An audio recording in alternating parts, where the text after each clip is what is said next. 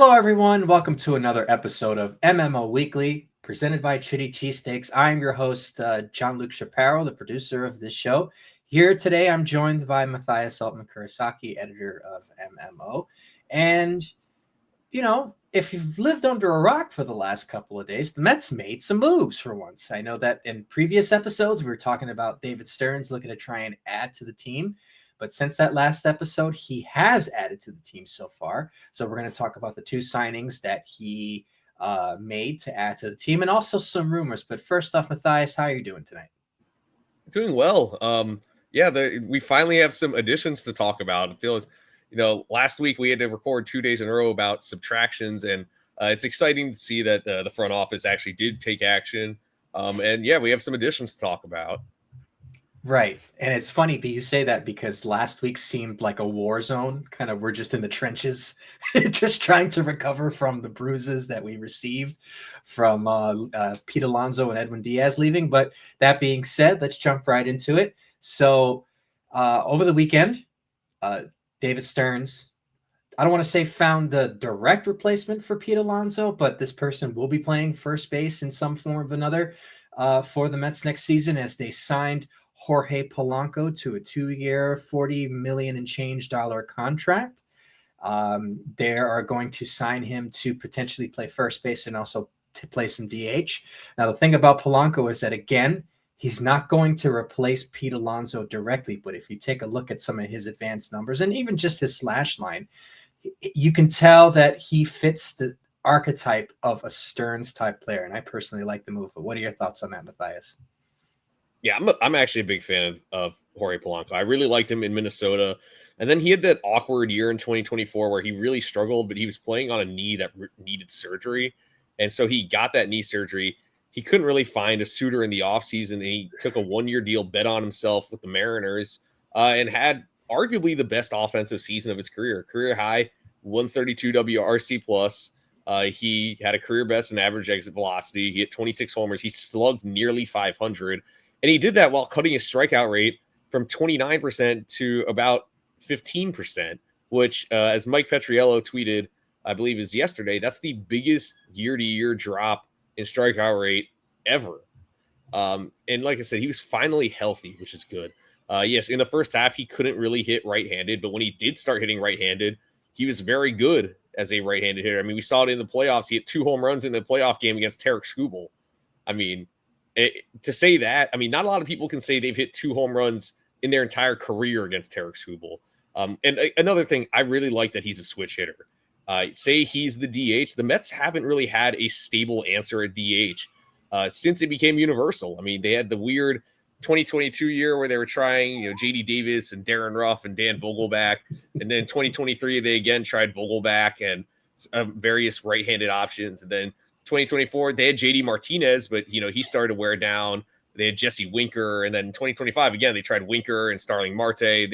They were just rotating guys in and not really getting great results. So I'm still not sold that he's actually going to be a full-time first baseman. He's played all over the diamond, and we talk about the Moneyball scene, with Scott Hatteberg. This is different. Scott Hatteberg was a catcher that had a glass arm. Jorge Polanco was a middle infielder and was actually a decent middle infielder in Minnesota at one point. He's going from being a middle infielder to being a first baseman, but he's played less than 1 inning in the majors at first base. But I still think the Mets are going to have an actual first baseman there. I expect him to mostly be a DH. And yeah, I'm sure he'll adjust decently well to playing first base. But overall, 2 years, $40 million. We'll get $14 million in 26, $20 million in 27. I've said this before. I'd rather overpay by giving him more average annual value than giving him like a 3 or 4 year deal. So overall, I think it's a solid move. And I agree with the point that you make about the switch hitting, because if there's one thing that a lineup could use, especially this Mets lineup, is just more depth on both sides of the plate. Throughout last year, we saw the lefty-righty matchups that teams would employ against the Mets. It would be incredibly successful because a lot of the splits that some of these guys had against different types of pitchers didn't exactly they dominated the Mets for the most part. Not to say that the offense was subpar, but a lot of teams are able to get over on the Mets primarily because of the way that they were able to match up against the team. Now, obviously, Starling Marte was pretty good on the right side, but it just kind of seems like they weren't that great against left-handed pitchers last season. And adding a guy like Polanco, who definitely, like you said, improved his plate appearances on the right-hand side, that's a big boost for the Mets. And one of the things I noticed about Polanco too is that he can get on base. I think that's vital. I watched a lot of Mariners games last season because MLB Tonight, which, I'd come home from work and MLB Tonight would have, sort of like the live cut-ins, or if they weren't showing Dodger games, they would show Mariners games, especially during the chase with Cal Raleigh for his home run record.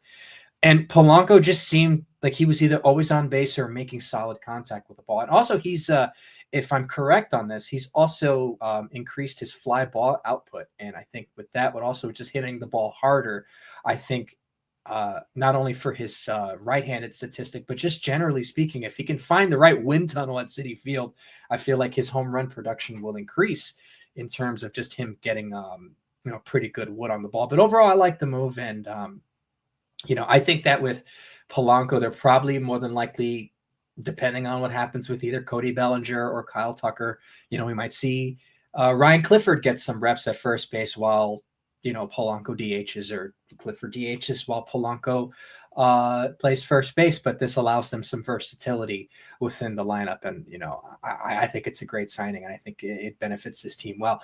So next, we'll jump into the pitching side of things. Now, obviously, with Edwin Diaz leaving, the bullpen seems a bit bare. But just today, we come to find out that Luke Weaver, former Yankees closer, and probably the biggest hot button topic of Twitter, at least in Yankee fans' world, has signed with the Mets and will potentially be a late inning leverage arm with the Mets. So I guess, Mathias, what are your thoughts about Weaver signing with the Mets, him reuniting with Devin Williams, and just kind of your overall thoughts on the move and why this is not the Mets just copying whatever the Yankees are doing? Yeah, contrary to common thought, that's not actually the MO. Definitely David Stern staying up at night being like, all right, I'm just going to sign everybody who's played for the Yankees. That's totally how things work. Also, to that point, the Mets signing these former Yankees, other than Frankie Montas, most of these guys have been good. So it's honestly, it hasn't been that bad. But anyway, Weaver, it's 2 years and $22 million. I think that's a pretty reasonable deal. Brad Keller got the same deal earlier today from the Phillies. And we saw Tyler Rogers sign with the Blue Jays last week, and he got, with a vesting option, he got 4 years, and that's a guy who just turned 35. Weaver, I mean, he had a 3.62 ERA. Yes. His 2.96 expected ERA was much better. He had a hamstring injury that kind of hampered him.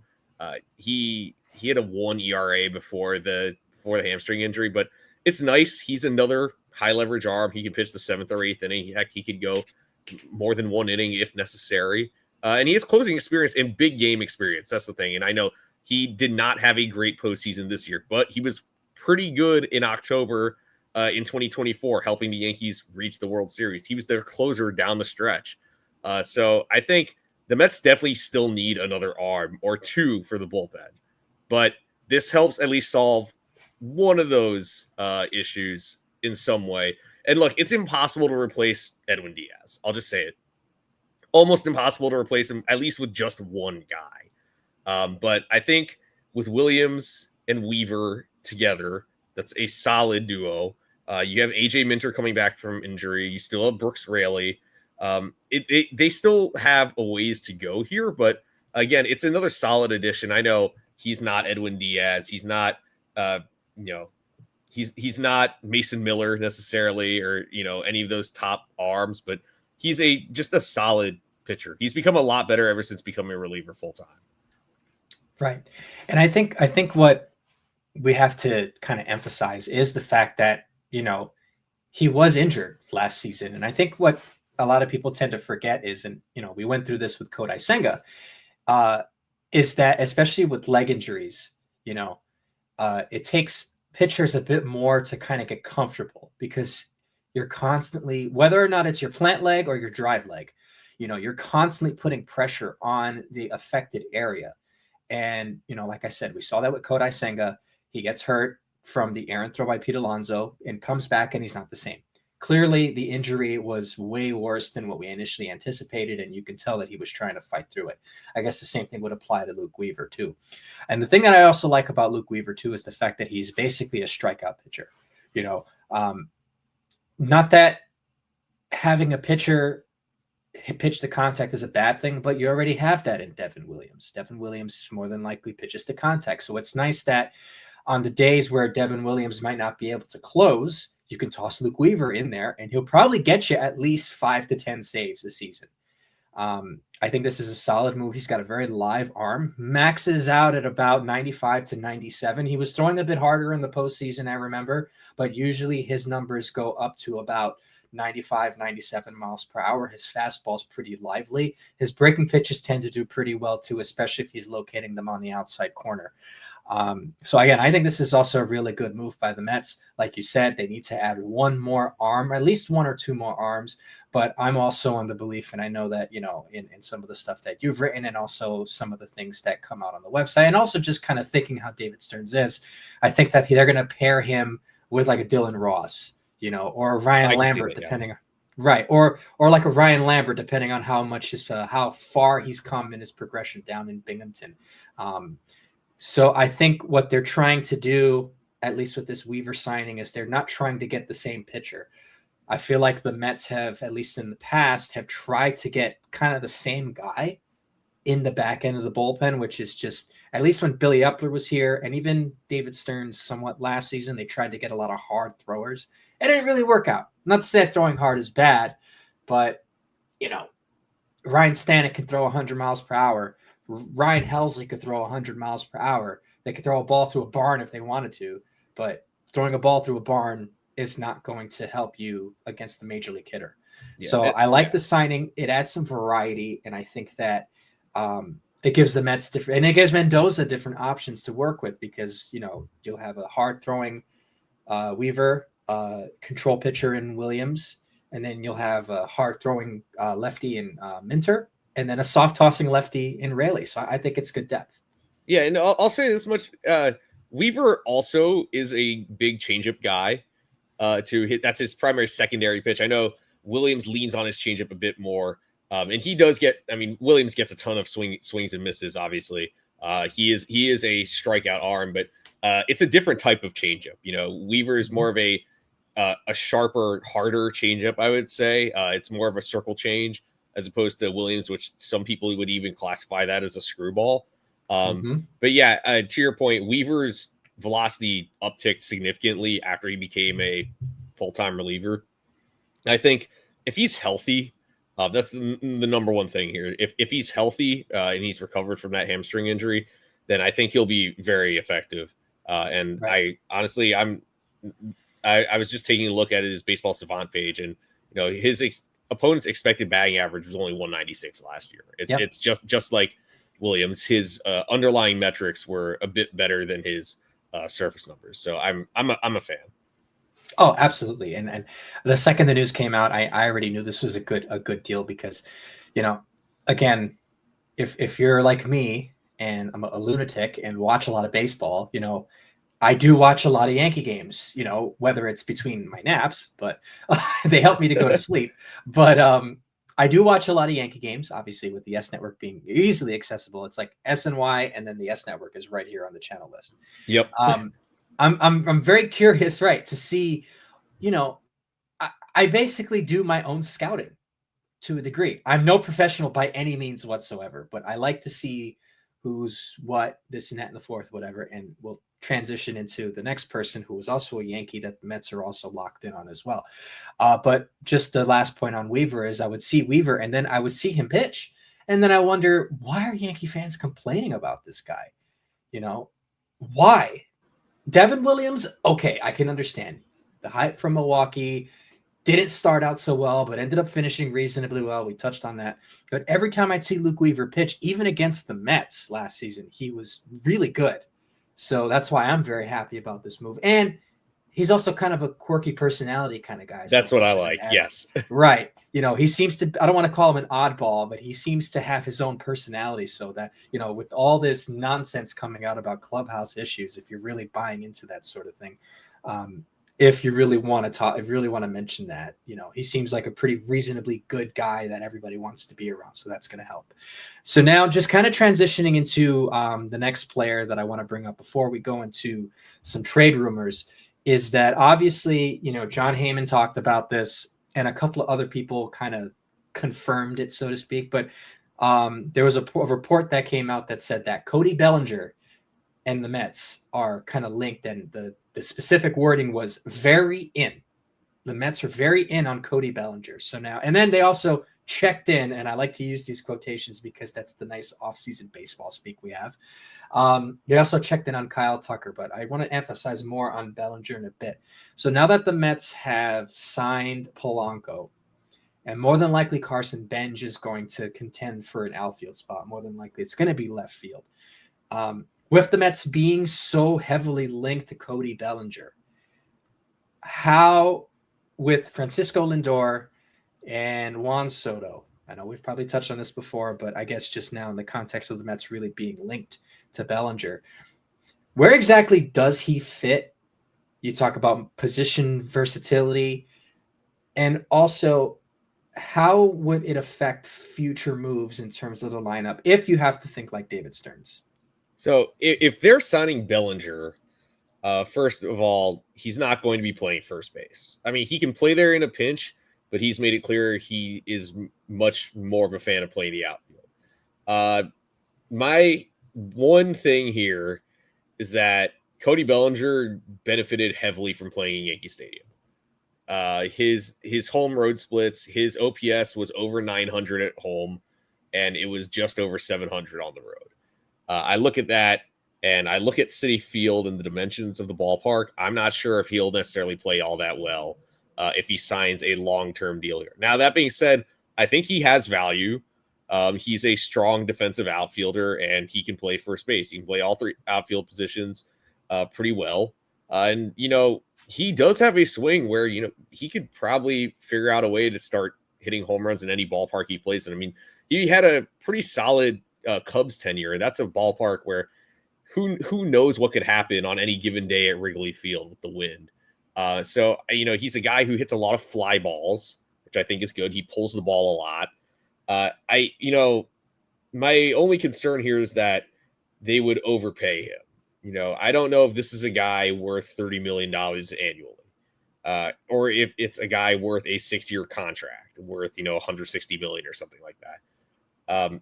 I honestly am wondering if Bellinger gets a contract similar, and I'd say this about Tucker too. They're both guys, I think, who could get a 5 or 6 year contract, but with an opt out after like 2 or 3 years.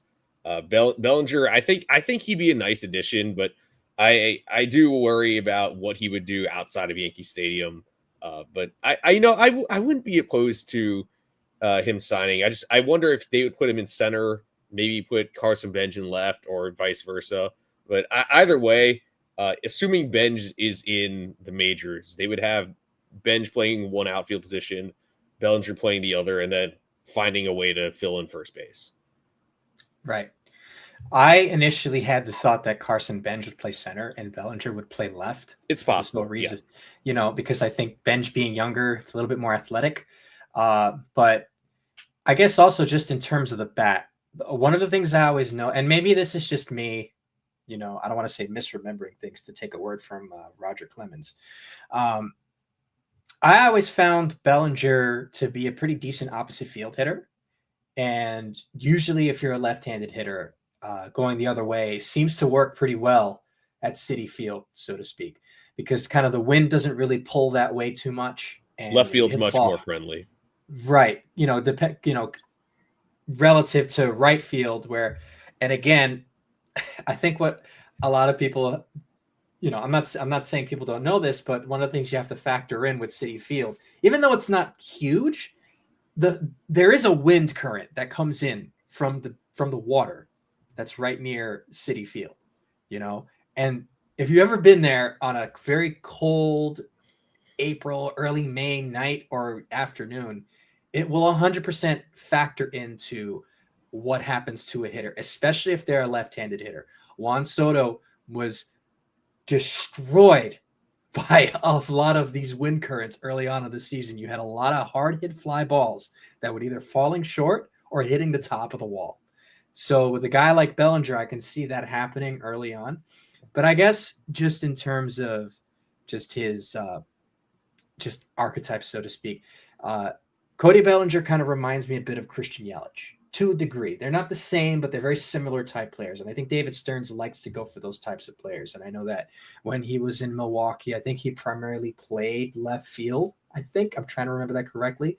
I might be wrong. I should know this. But the one thing about Yelich is that I know that he could play anywhere in the outfield. Obviously, now that he's a bit older, he can't play center field or really pretty much any position at this point because he's a DH now.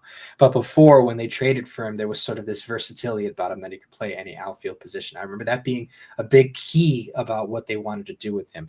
But overall, I think in terms of contract, I think depending on how long this goes with Bellinger, I think he gets a similar contract to Pete Alonso, which would be like 150, 155. And I think Tucker probably gets 6, close to 200, I would say, because realistically speaking, I don't think anyone or any management really wants to hand them a 7-year deal, which I'm assuming is what they want. You know, Scott Boras is always looking for the long-term deal, but I think at least with Bellinger, because as his client, he's probably going to try and get a similar contract to Alonso, or maybe a slightly less, 145 with an opt-out after 2. Maybe Tucker probably gets the same thing depending on how much they produce. So I think that that's more than likely the strategy that they might go. But I do like it that they're in on them, though. It would just be nice if someone could put pen on paper. But knowing the baseball offseason, it tends to really drag, so to speak. But and a lot of rumors that go around this and the fourth. And speaking of rumors, by the way, and we'll end with this. So I'm not going to say that anything was confirmed, but over the last couple of days before the weekend, and some national reporters and local reporters did confirm that there were conversations between the Mets and the Padres in terms of a trade, but everything just kind of seemed to scurry up and all this news started coming out that both teams were having conversations. And players involved were, first it was Francisco Lindor and Fernando Tatis Jr., which was almost immediately scrubbed out. And I know that San Diego wouldn't do that. The Mets definitely wouldn't do that, all things considered. So that was scrubbed right away. But then the discussion started coming out and the news started coming out that players like Nick Pivetta and Mason Miller were available. And I think that kind of built this undercurrent under the Met fan community because you just lost Edwin Diaz. And the Mets did make a play for Mason Miller when he was on the A's. So it kind of makes sense that they would go after him to a degree in the offseason, considering San Diego is looking to sell the team and they have a lot of, I don't want to say financial turmoil, but they're looking to try and shed salary.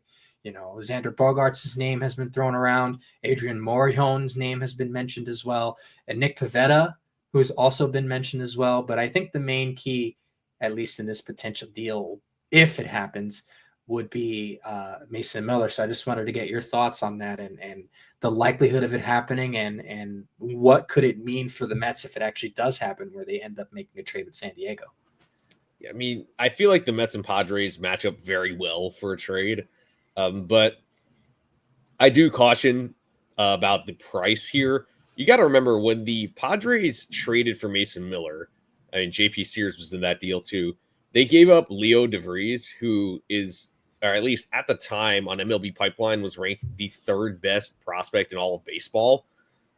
So they're going to be asking for a ton for Mason Miller. This is a guy, he only allowed 2 earned runs after the trade. He struck out about 54% of the batters he faced after the trade. And yes, he was primarily a setup man afterwards because of Robert Suarez. But Miller has 4 years of club control. He's only 27. Jeremiah Estrada, another hard-throwing arm in San Diego, also 27, also has 4 years of club control. Adrian Morejon is the youngest of the arms. He's 26, and he's a rental. But like I said, he's only 26. He just had a career year. He made the All-Star game. Nick Pivetta has an opt-out after next year. So that could lower his cost a little bit. But he just had a career year where he was a top 10 Cy Young finisher. Ramon Laureano is on a cheap deal. He had a great year, great bounce back year. He was really good after he got dealt. All these guys carry a significant price tag. And when you think about the guys the Mets would have to trade, Jonah Tong, Jet Williams, Carson Benj potentially. I know the Mets said they really, really don't want to trade Benj. McLean is untouchable. But, a lot of these guys would have to go in a deal with San Diego, I think. And I know someone floated out the idea, all right, what if you eat the Xander Bogaerts contract in a trade? Well, Xander Bogaerts has no place on the Mets right now. You got to remember they have Francisco Lindor at shortstop. They just traded for Marcus Semien at second base. They just signed Jorge Polanco to be the DH/first baseman. Xander Bogaerts would have no role on the team if they took on his deal. Maybe Jake Cronenworth possibly would have a role because he's more versatile. And I know he has a little bit of salary on him. But if the Mets are going to trade all these prospects, you throw Brandon Sproat and Ryan Clifford and Jacob Reimer in there, AJ Ewing, all these guys, it can't be for just one guy. If the Mets are going to trade for a reliever, they should either be trying to get two of these guys, or they should be getting a reliever and Pivetta, or a reliever and Laureano. Laureano is another option for the outfield. He's, like I said, he's cheap. He's on a 1-year deal, and he hit very well this year. And San Diego is not an easy park to hit in. So there are a lot of intriguing names here. I'm not going to say a trade is all that likely, though. Like I said, it's going to take so much to get any of these guys, especially the arms, that it maybe the asking price is unrealistic. I would love for these teams to link up in a deal because I think they could fit each other's needs very well. But between the price and the front offices, it just doesn't seem like it's super likely that a deal will come together. Right. And it's interesting you mentioned Laureano because he could be a good sort of complement to Carson Benj in case, Benj doesn't come out of the gate hot right away. If, let's just say, in a fantasy world, the Mets end up making a trade and Laureano is on the team. Well, you could pop him in, left field, could probably still play some center, and then kind of, help Carson Benj get his feet wet. But like you said, though, a trade of this sort of magnitude would cost a lot. And it's interesting to hear the tentativeness or sort of this tentative nature from San Diego because they're usually pretty gung-ho about things. AJ Preller, who kind of has this sort of moniker as like a rock star GM, so to speak, wants to pull the trigger. And I don't blame him. If he has some sort of financial backing, he will take the big leap, and I understand that. But it definitely strikes me as odd that he wouldn't automatically like you said, the Mets and Padres are a perfect trade partner, that he wouldn't automatically look to try and let's just say add to the farm that he's depleted so much over the last couple of years. Because the Mets have the best farm system, one of the best the best farm system in baseball. But then on the Mets side of things, you're thinking, well, you have all of these guys here, Jet Williams, AJ Ewing, Ryan Clifford, Carson Benj, Ryan Lambert, Dylan Ross to a degree. You could even throw in the older guys, Luis Angel Acuna, Ronnie Mauricio, even Mark Vientos to a degree. There's a lot of sort of youth that they may not want to totally, depart with, especially on the pitching side. I think there also now is some sort of, they're kind of holding back on trading Jonah Tong because I think I think personally the only way that they would trade Jonah Tong is if Paul Skeens somehow magically becomes available, or they decide to actually pull the trigger on a Tarek Skubal trade. That's probably the only way that I see them actually trading Jonah Tong or Brandon Sproat. Nothing against Mason Miller or Nick Pivetta. Mason Miller definitely falls in the almost elite, probably elite reliever category.